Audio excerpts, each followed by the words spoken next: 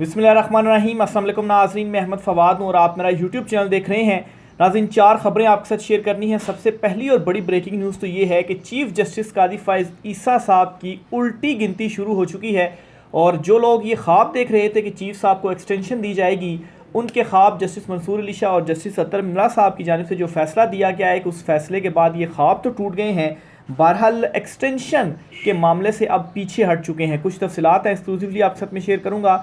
दूसरे नंबर पर नाज़रीन, सऊदी शहज़ादा मोहम्मद बिन सलमान का पाकिस्तान का दौरा मौखर करना और IMF का पाकिस्तान तहरीक इंसाफ इमरान खान साहब की हिमायत में बड़ी ही एक इम्पॉर्टेंट तहरीर लिखना, ये दोनों चीज़ें एस्टेब्लिशमेंट के ऊपर इस वक्त दबाव बढ़ा रही हैं। इमरान खान साहब से रिलेटेड कुछ तफसीलात इस वाले से भी आपके साथ मैंने शेयर करनी है।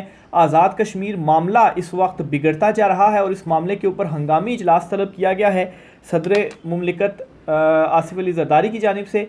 इस पर भी कुछ तफसीलात आपके साथ शेयर करूँगा। और आखिर में नाज़रीन, इमरान खान साहब से मुसलसल डील की मिन्नतें करने के बाद अब इमरान खान साहब से ये मिन्नतें की जा रही हैं कि खान साहब, आपको हम रिहाई भी जो है के लिए भी हम राज़ी हैं। बहरहाल जी, रिहाई के लिए कैसे राज़ी हैं? इमरान खान साहब की रिहाई तो वैसे ही होनी है। बहरहाल अब मज़ीद क्या मिन्नत तरला और पैगामात पहुँचाए जा रहे हैं इमरान खान साहब को, इस पर भी कुछ तफसीलात हैं, वो भी आज की व्लॉग में आपके साथ में शेयर करूँगा। सबसे पहले तो नाज़रीन आपको बताता चलूँ जी कि मोहम्मद बिन सलमान जो सऊदी शहज़ादे हैं, उनका जो दौरा है वो मुलतवी क्यों हुआ है। नजम सेठी साहब में बड़ा इंकशाफ इन्होंने किया है, ये ज़रा आप सुनिएगा, फिर आगे मज़ीद डिटेल्स की जानिब हम बढ़ते हैं। पाकिस्तान में हालांकि सब चीजें अभी तक ठीक चल रही हैं इकोनॉमिक फ्रंट पे, मगर पॉलिटिकल फ्रंट के अंदर बड़ी इंस्टेबिलिटी है जो कि इकोनॉमिक्स को अफेक्ट कर सकती है। तो इसलिए उन्होंने भी इसकी तरफ तवज्जो दिलाई।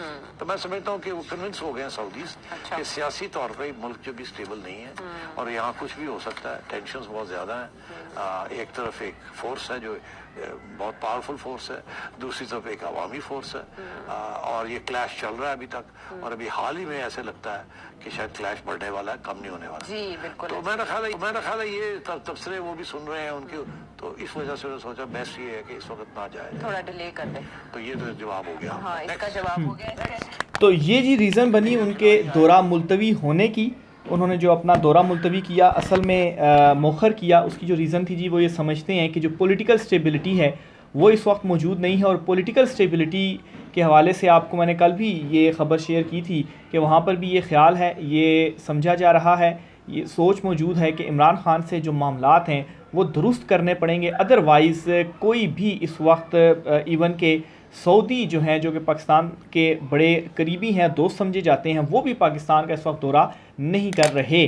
तो ये जी इस वक्त की जो मौजूदा ये चुनतखब हुकूमत है, ये इनकी कुल औकात है। ना सिर्फ ये, बल्कि IMF की जानिब से भी बड़ा एक उनकी डॉक्यूमेंट सामने आया। उस डॉक्यूमेंट में IMF की जानिब से ये कहा गया है कि पाकिस्तान तहरीक इंसाफ जो हैं वो उसने हुकूमत नहीं बनाई, लेकिन 2 छोटी जो जमातें हैं उन्होंने हुकूमत बनाई है और साइजेबल जो जमात है वो इस वक्त अपोजिशन में बैठी हुई है। तो ये एक बड़ा बयान है जो कि IMF की जानिब से भी सामने आया है, यानी कि IMF भी इस मौजूदा चुनतखब हुकूमत के ऊपर इस तरह से अदम एतमाद कर रहा है। ज़ाहिर सी बात है, खुल कर या डायरेक्टली तो चीज़ें नहीं की जाती, इसी तरह से इशारतन जो बातें हैं वो की जाती हैं कि आप दोनों छोटी जमातें हैं जिन्होंने मिलकर ये हुकूमत बनाई है, और जो बड़ी जमात है वो पाकिस्तान तहरीक इंसाफ है और वो इस वक्त अपोजिशन में बैठी हुई है। गोया इसका एक एंगल ये भी है कि पाकिस्तान तहरीक इंसाफ के साथ मामलात बेहतर करने और पॉलिटिकल स्टेबिलिटी लाने के लिए IMF की जानिब से भी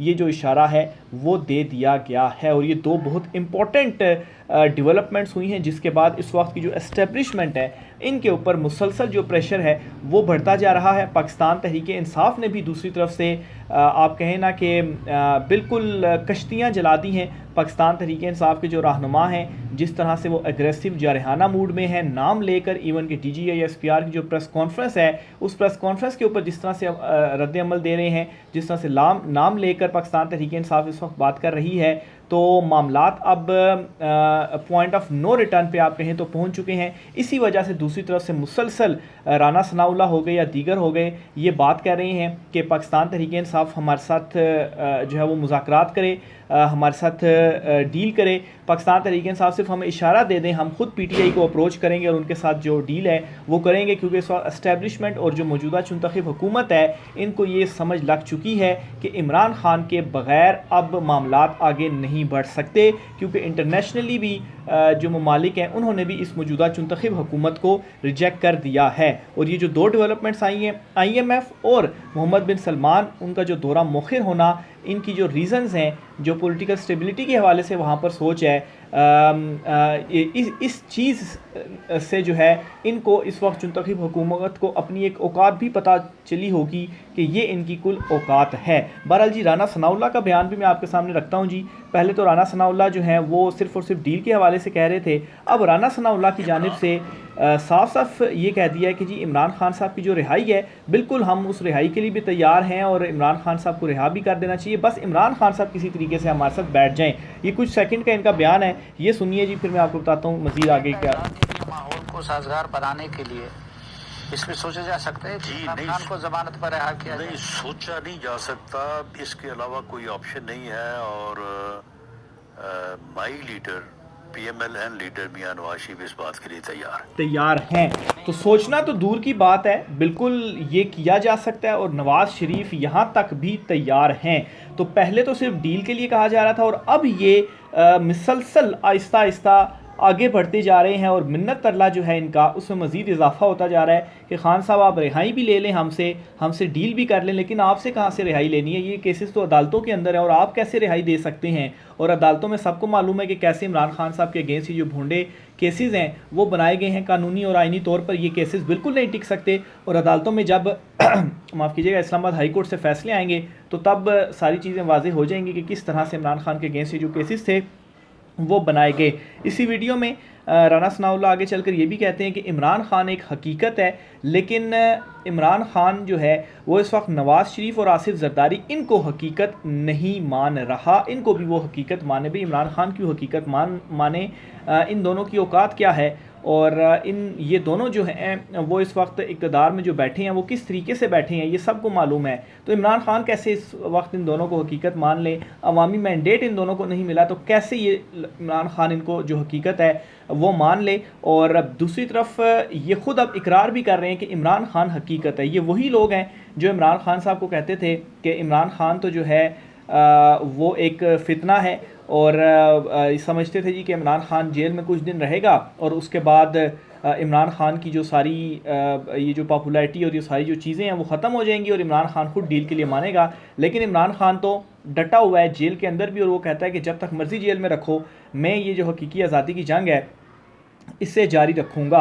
अच्छा जी, इसके अलावा जी राना सनाउल्लाह ये भी आगे कहते हैं जी कि नवाज़ शरीफ तैयार हैं, इसके अलावा कोई हमारे पास ऑप्शन नहीं है। तो ख़ुद अपने मुंह से अब ये इकरार कर चुके हैं कि इमरान खान के साथ मुज़ाकरात, इमरान खान से डील लेने, इमरान खान से NRO लेने के अलावा हमारे पास इस वक्त कोई ऑप्शन नहीं बचा और इसी वजह से अब ये जो मिन्नत तरले हैं वो किए जा रहे हैं। चीफ़ जस्टिस कादी फ़ायद ईसा साहब के हवाले से भी बड़ी खबर है, जो एक्सटेंशन का मैटर था वो इस वक्त क्लोज़ हो चुका है। एक्सटेंशन अब नहीं मिल रही। क्यों नहीं मिल रही जी? एक तो जस्टिस मंसूर अली शाह, जस्टिस अतर नल्ला और दीगर जो जजेस उस बेंच में शामिल थे, 3 रुकनी बेंच था जिसने जो मखसूस नशिस्तों वाला फ़ैसला था वो दिया माफ़ कीजिएगा, जिसके बाद हुकूमत की जो 2/3 अक्सरियत थी वो ख़त्म होगी और अब वो आईनी तरमीम नहीं कर सकते। एक तो ये रीज़न है, लेकिन इसके साथ साथ एक ट्वीट आपके सामने मैं रखना चाहूँगा। ये खालिद हुसैन ताज हैं, ये मुस्लिम लीग नून के हलकों के बहुत ज़्यादा करीब हैं और इन्होंने ये ट्वीट किया कि चीफ़ जस्टिस कादी फ़ायज़ ईसा 25 अक्टूबर 2024 को 65 साल की उम्र को पहुँचकर रिटायर होंगे। सुप्रीम कोर्ट के सीनियर मोस्ट जज मंसूर अली शाह 26 अक्टूबर को अपने ओहदे का हल्फ लेंगे। तो एक तो इन्होंने ये तस्दीक कर दी कि एक्सटेंशन वाला जो बाब है वो इस वक्त क्लोज़ हो चुका है। चीफ़ जस्टिस कादी फ़ायज़ ईसा साहब को जो एक्सटेंशन है वो नहीं मिलने जा रही और इसकी जो रीज़न है वो क्या है जी कि जो दबाव अदलिया के अंदर से भी एक आया, अदलिया के अंदर से भी एक जो रिएक्शन आया और फिर उसके बाद ही जस्टिस मंसूर अली शाह साहब की जानिब से वो जो फ़ैसला आया, तो अब जो एक्सटेंशन वाला बाब है वो तो एटलीस्ट नहीं खुलेगा। फिर इसी तरह से जी सदीक जान साहब ने भी ये ट्वीट की हुई है कि चीफ़ जस्टिस कादी फ़ायज़ ईसा की रिटायरमेंट में 167 रोज़ बाकी हैं, लेकिन इनमें से 61 रोज़ हफ्ता, इतवार की छुट्टियों और ईद समेत दीगर छुट्टियों में गुजर जाएंगे। इसलिए चीफ़ जस्टिस कादी फ़ायज़ ईसा साहब 106 रोज़ अदालत में बैठ कर केसेस सुन सकेंगे। अल्लाह करीम इन 106 दिनों में पाकिस्तान पर अपना खसूसी करम और रहम फरमाए। तो ये भी एक इनडायरेक्टली इन्होंने भी तस्दीक की है जी कि 167 दिन में से 106 दिन इनके वर्किंग या बाकी छुट्टियाँ हैं, तो इसके बाद काजी साहब जो हैं उनका आप कहें जी कि उनका जो टेन्योर है वो एंड होगा और उसके बाद जस्टिस मंसूर अली शाह जो हैं वो चीफ़ जस्टिस ऑफ पाकिस्तान बनेंगे। आगे चलते हुए नाज़रीन एक और 2 ख़बरें हैं वो भी आपके साथ में शेयर करता चलूँ जी।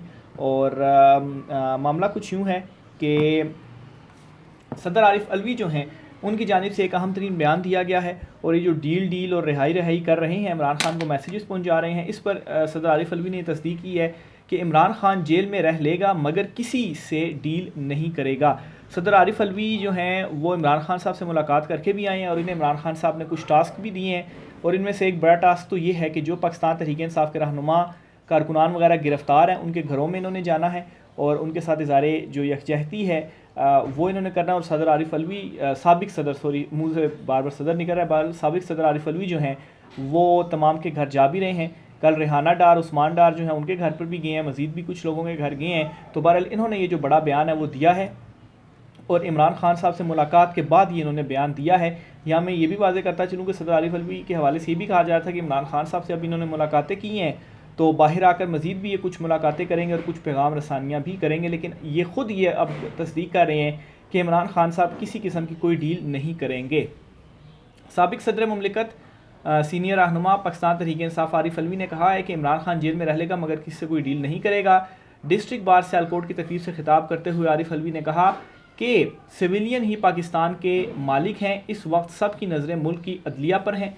उन्होंने कहा कि मैंने इमरान खान से पूछा कि हम बंद गली में तो नहीं चले गए, जिस पर इन्होंने कहा कि रास्ता निकल आएगा। आरिफ अलवी ने कहा कि सियासी जमातें हमेशा कोई ना कोई रास्ता निकाल लेती हैं और इमरान खान का भी यही मौक़िफ़ है कि तमाम मसाइल का हल मुज़ाकरात में है।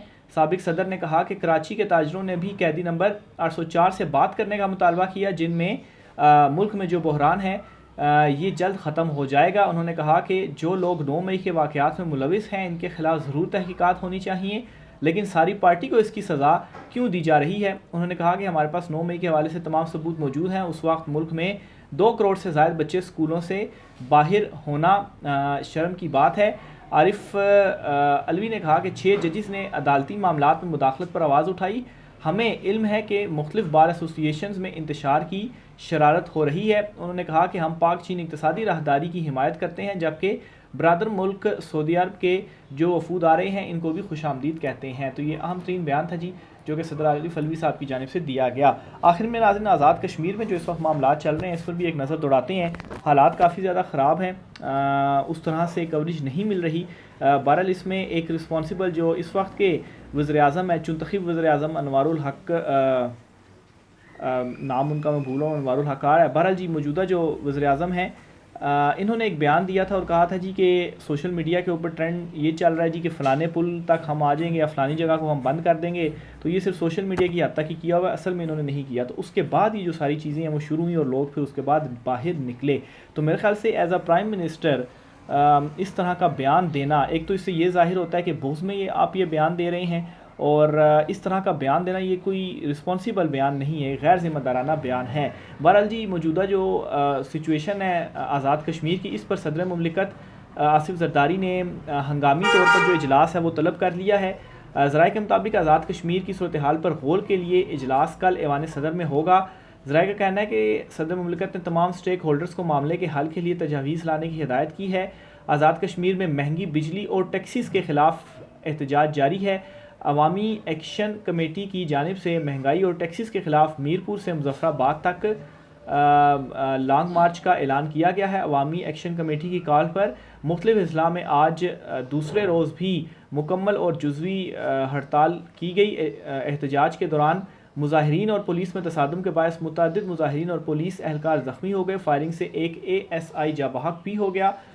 मुख्तलिफ शहरों से मुज़फ़्फ़राबाद जाने वाले काफ़िलों को आज भी जगह जगह पुलिस का सामना रहा। कोटली, नकियाल और मीरपुर में मुज़ाहिरीन और पुलिस आमने सामने आ गए। मुज़ाहिरीन ने रुकावटें तोड़ दी, पुलिस और मुज़ाहिरीन में झड़पें होती रहीं। मीरपुर में मुज़ाहिरीन की फायरिंग से ASI जाबहक हुआ और 3 एहलकार ज़ख्मी हो गए। कोटली में पुलिस की फायरिंग से मुतअद्दिद मुज़ाहिरीन और मुज़ाहिरीन की फायरिंग से मुतअद्दिद पुलिस एहलकार ज़ख्मी हुए। मुज़ाहिरीन ने मजिस्ट्रेट समेत मुतअद्दिद शहरियों की गाड़ियों को आग भी लगाई। कोटली, मीरपुर, रोड पर मुजाहिरीन ने पुलिस एहलकारों को पहाड़ी से खाई में फेंक दिया। इधर गिरफ्तारी से बचने के लिए एक नौजवान ने दरिया नीलम में छलांग लगा दी, जिसे तशवीशनाक हालत में हस्पताल मुंतकिल कर दिया गया। तो ये वो तमाम खबरें हैं जी, जिससे आपको अंदाज़ा हो रहा होगा कि इस वक्त जो हालात हैं किस कदर बिगड़ गए हैं जी।